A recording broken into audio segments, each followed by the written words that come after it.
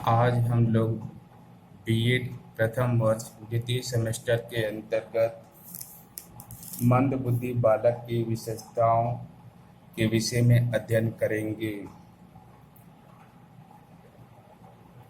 मंदबुद्धि बालक के विषय में हम प्रीवियसली भी पढ़ चुके हैं। अब इनकी क्या विशेषताएं हैं, इस पे हम एक नज़र डालते हुए आगे बढ़ेंगे। तो सबसे पहले इनका जो है शैक्षिक रूप से पिछड़े होते हैं। शैक्षिक रूप से पिछड़े होते हैं। फिर इनका जो है शारीरिक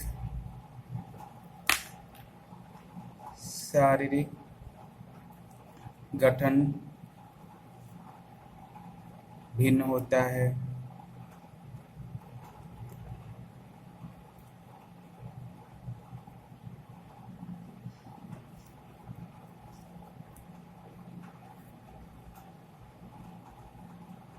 ये अपने इंद्रियों पर नियंत्रण नहीं कर पाते। नियंत्रण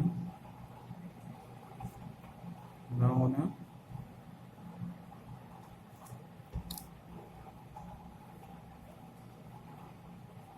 कुसमायोजित होना,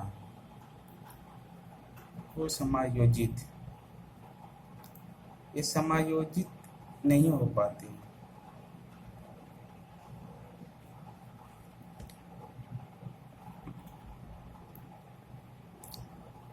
संवेगात्मक रूप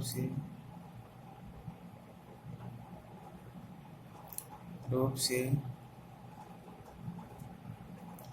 अस्थिर, इमोशनली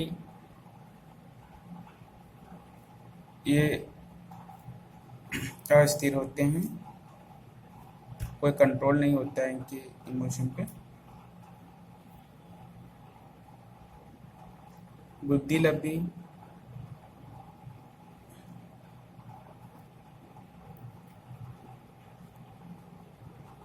सत्तर से कम होता है।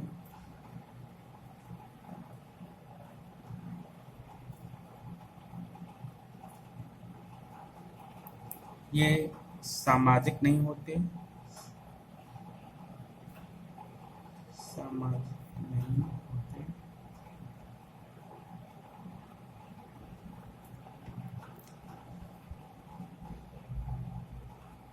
प्रत्यक्षीकरण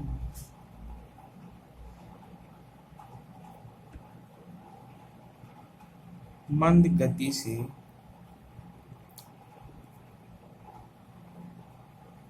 होता है। इनकी स्मरण शक्ति क्षीण होती है।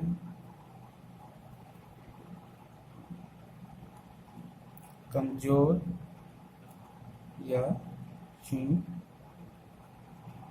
होना।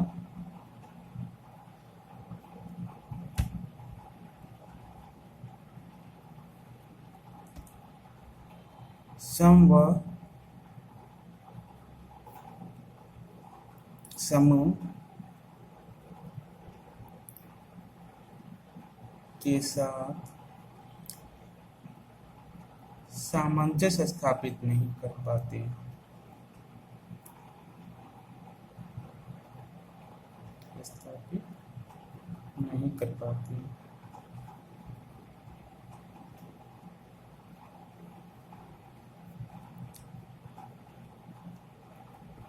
तो ये तो रहा मंदबुद्धि बालकों की विशेषताएं। अब आइए थोड़ा नज़र शैक्षिक रूप से पिछड़े बालकों पर हम डाल लें। शैक्षिक रूप से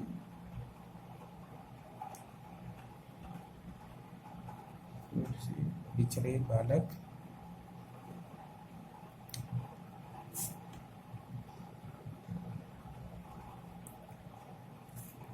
ये वो बालक होते हैं जिनकी शैक्षिक उपलब्धि अन्य बालकों की अपेक्षा बहुत कम होती है। शैक्षिक उपलब्धि कम होने के कई कारण होते हैं। शारीरिक व मानसिक विकास का रुक जाना या अवरुद्ध होना, वंशानुक्रम में कमी, किसी प्रकार का चोट व रोग का होना आदि। जैसा कि नाम से ही पता चलता है, इसमें वे बालक सम्मिलित किए जाते हैं जो सामान्य बालकों की अपेक्षा शैक्षिक रूप से पिछड़े होते हैं। बालक शिक्षक द्वारा पढ़ाए गए सरल से भी सरल पाठ को ग्रहण नहीं कर पाते हैं। समझ रहे हैं ना आप लोग क्या कहा जा रहा है? बालक शिक्षक द्वारा पढ़ाए गए सरल से भी सरल पाठ को ग्रहण नहीं कर पाते हैं। अब कुछ वैज्ञानिकों के अनुसार, मनोवैज्ञानिकों के अनुसार पिछड़े बालकों को परिभाषित किया गया है।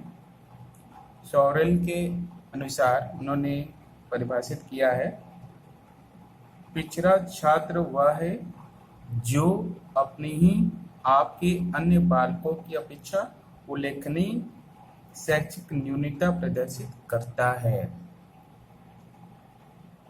यानी अपने ही आपके अन्य बालकों की अपेक्षा उल्लेखनीय शैक्षिक न्यूनता प्रदर्शित करता है। यानी कोई स्टैंडर्ड क्लास 10th स्टैंडर्ड में पढ़ रहा है और उसको जो टीचर पढ़ा रहा है वो बालक उसको ठीक तरीके से ग्रैस्प नहीं कर पाता है अन्य सामान्य बालकों की तुलना में। सिरिल वर्ड के अनुसार एक पिछड़ा बालक वह है जो अपने स्कूल जीवन के मध्यकाल में लगभग आई थिंक 11 साल की आयु में अपनी कक्षा में नीचे की कक्षा का कार्य नहीं कर सकता, जो उसकी आयु के लिए सामान्य कार्य है। मैंने पहले भी कहा, ये कोप नहीं कर पाते हैं, मैनेज नहीं कर पाते हैं अन्य सामान्य बच्चों की तरह। बॉर्डर के अनुसार भी कहा गया है, सामान्यतः पिछड़ेपन शब्द का प्रयोग उन बालकों के लिए होता है जिनकी शैक्षिक उपलब्धि उनकी स्वाभाविक योग्यताओं के स्तर से कम हो। जिनकी शैक्षणिक उपलब्धि उनकी स्वाभाविक योग्यताओं के स्तर से कम हो, है ना। योग्यता के हिसाब से स्तर पर देखा जाए तो शैक्षिक उपलब्धि बहुत ही कम होती है। अब इनके पिछड़ेपन के कारण क्या होते हैं? कॉजेज ऑफ बैकवर्डनेस, आइए इस पे भी हम प्रकाश डालने थोड़ा। ये शारीरिक विकास को पूर्ण नहीं कर पाते हैं। इसमें यह भी हो सकता है कि अंग विहीन होना, ऐसे बालक अंग विहीन होते हों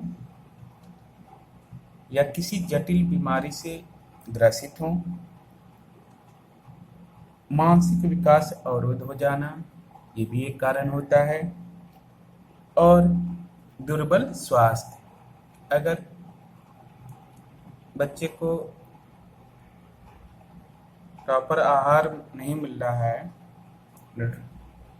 तो क्या है, उससे भी इफेक्ट पड़ता है और इसके कारण भी बालक पिछड़ेपन का शिकार हो जाता है। तो स्टूडेंट, ये था मेरा वीडियो मंदबुद्धि बालक की विशेषताओं। साथ ही साथ हमने शैक्षिक रूप से पिछड़े बालकों के विषय में भी अध्ययन किया। आपसे निवेदन है कि वीडियोज को केवल देखिए न, उन चीज़ों को जो इम्पोर्टेंट आपको लगे किसी भी टीचर्स का जो भी नोट्स का इम्पोर्टेंट लगे वो पढ़ा रहे हैं इसको नोट करते जाइए, ठीक है। और रहा, कुछ बच्चों ने कहा कि पिछले वर्ष के पेपर को सॉल्व करवाइए, ठीक है, पिछले वर्ष के पेपर को भी सॉल्व जहाँ तक होगा संभव हो सकेगा करवाया जाएगा। First of all we shall have to finish our course syllabus, okay, because this this is not possible to conclude all the syllabus no in 10 minutes for 15 minutes and 20 minutes videos. This is not a real classroom, okay. And today nowadays we are facing worldwide problem, and I will not be going about that problem, and this is not matter of us, but I request you, all of you, okay, कि आप को जो भी teacher पढ़ा रहा है इसके notes जो भी उनके पढ़ाए हुए वीडियोज में जो वीडियोज में अच्छे लग रहे हों चीज़ों को नोट करें, नोट करके इसको रिसाइट करते जाएं। कुछ बच्चियों का ये कहना था कि सर एग्ज़ाम होगा कि नहीं, तो मेरा उनसे यही कहना है कि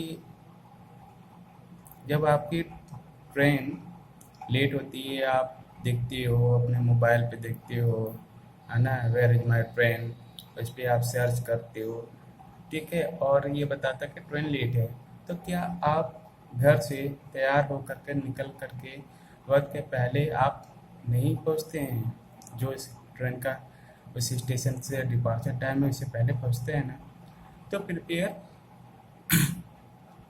चीज़ों को करते रहिए। एग्ज़ाम तो तय है कि होना है ना, और ये कोई ये जो कोविड-19 है ऐसा नहीं है कि ये जीवन भर रहेगा, ये कुछ समय के लिए टेम्प्रोरी है, और इंडिया में ऐसे ऐसे तैसे बहुत से वायरस है ना, लोग इसको तवज्जो नहीं देते हैं, और हम लोगों को बस सतर्क रहना है, ठीक है, सतर्क रहेंगे, मास्क लगाइए, ठीक है, 1 मीटर की दूरी पर रहिए, don't shake hand, okay, don't touch anyone, social distancing की जगह फिजिकल डिस्टेंसिंग पर ज़्यादा जोर दीजिए। अगर आपको मेरी बात समझ में आए तो बी अडॉप्ट करें, ना आए तो हाथ जोड़ करके विनम्र निवेदन है कि इन चीज़ों पर भी एक बार ध्यान दें, और आप सुरक्षित तो आपका परिवार सुरक्षित, और आपका परिवार सुरक्षित तो आपका समाज सुरक्षित रहेगा, आपका देश सुरक्षित रहेगा। इन्हीं शब्दों के साथ आज मैं अपनी वाणी को विराम देता हूँ। धन्यवाद।